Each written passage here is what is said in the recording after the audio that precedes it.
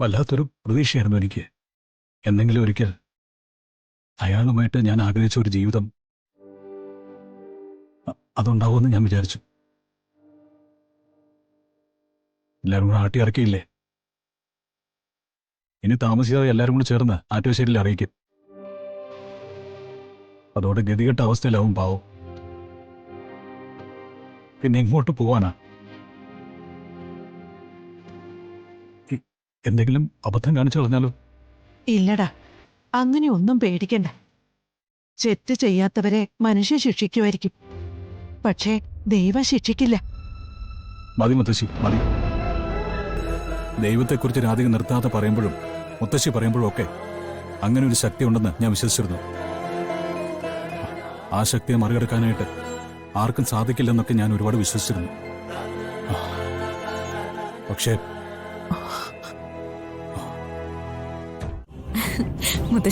മുത്തശ്ശിക്ക് ഞാനൊരു ഗിഫ്റ്റ് അയച്ചിട്ടുണ്ട്. ഗിഫ്റ്റോ? അതെ, ആ ഗിഫ്റ്റിന്റെ പേര് രാധിക എന്ന. അവൾ ഇവിടുന്ന് എല്ലാരെയും ചേർന്ന് തല്ലി പുറത്താക്കി. ആണോ? അതെ മുത്തശ്ശി. വെളുപ്പിനെ ഇവിടെ എന്തൊക്കെയാ നടന്നേന്നറിയോ?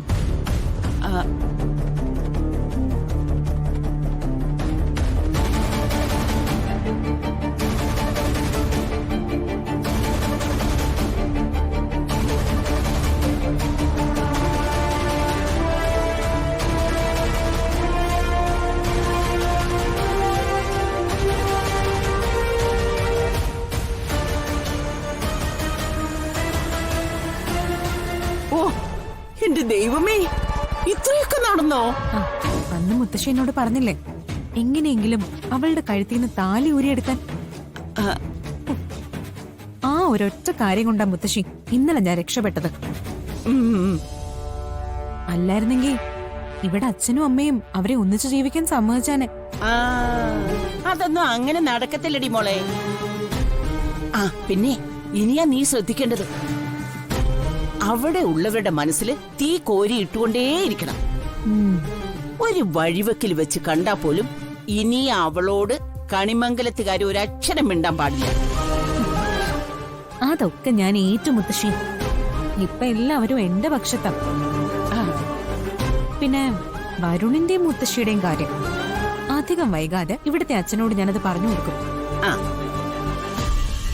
അവരെ നിയന്ത്രിക്കാൻ അച്ഛനോട് ആവശ്യപ്പെടും.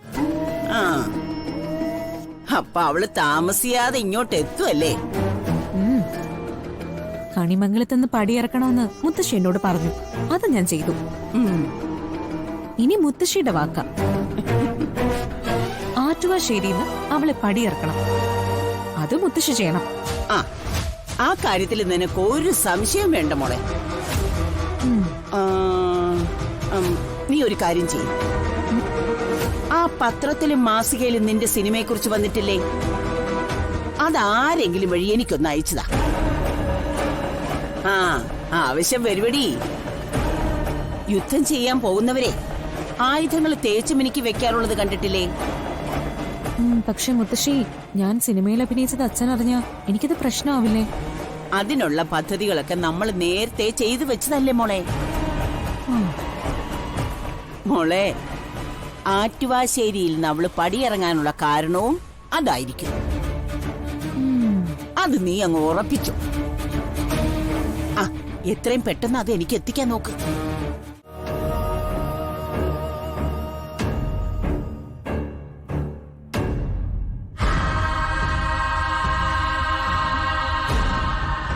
അമ്മേ, ഇപ്പൊ തലചുറ്റലോ മറ്റോ ഉണ്ടോ? ഇല്ല മോളെ. വരുണും ചേച്ചിയും ചെയ്തു കൂട്ടിയതിലൊന്നും അല്ല. അത് കണ്ട് അമ്മ തളർന്നു വീണപ്പോഴാ എന്റെ നെഞ്ചു പൊട്ടിപ്പോയത്.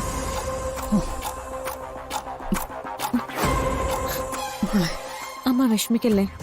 അമ്മയ്ക്ക് എന്തെങ്കിലും സംഭവിച്ചാ പിന്നെ എനിക്ക് വേറെ ആരാ ഉള്ളതമ്മേ? നീ ഈ കാണിക്കുന്ന സ്നേഹമൊന്നും അവന് മനസ്സിലാവുന്നില്ലല്ലോ മോളെ. ഇവിടെ സംഭവിച്ച കാര്യങ്ങൾ എന്തെങ്കിലും പുറത്തിറങ്ങിയ പിന്നെ ജീവിച്ചിരുന്നിട്ട് കാര്യമില്ല. ആരൊന്നും അറിയില്ലമ്മേ, എല്ലാം ഞാൻ സഹിക്കാം. ഒരു കാര്യം അമ്മയോട് ഞാൻ പറയാം, ഏതെങ്കിലും വിധത്തിൽ വരുൺ എനിക്ക് നഷ്ടപ്പെട്ട പിന്നെ ഒരു നിമിഷം പോലും ഞാൻ ജീവിച്ചിരിക്കില്ല.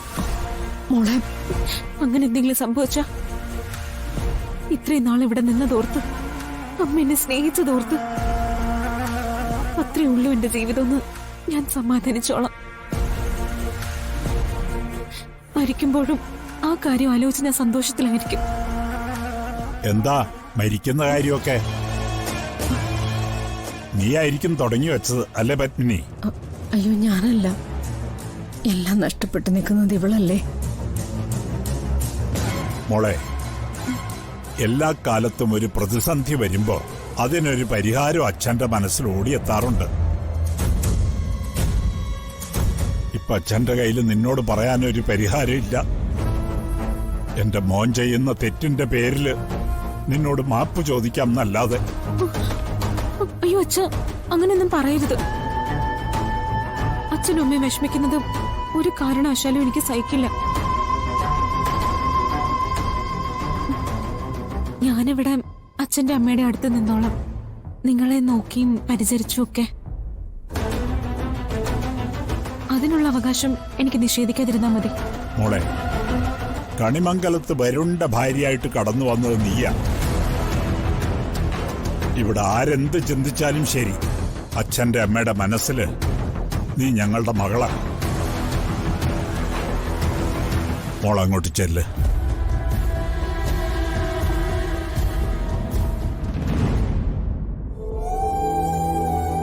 പാവം, അതിനോട് എന്താ പരമേശ്വരേട്ടാ നമ്മൾ പറയാ?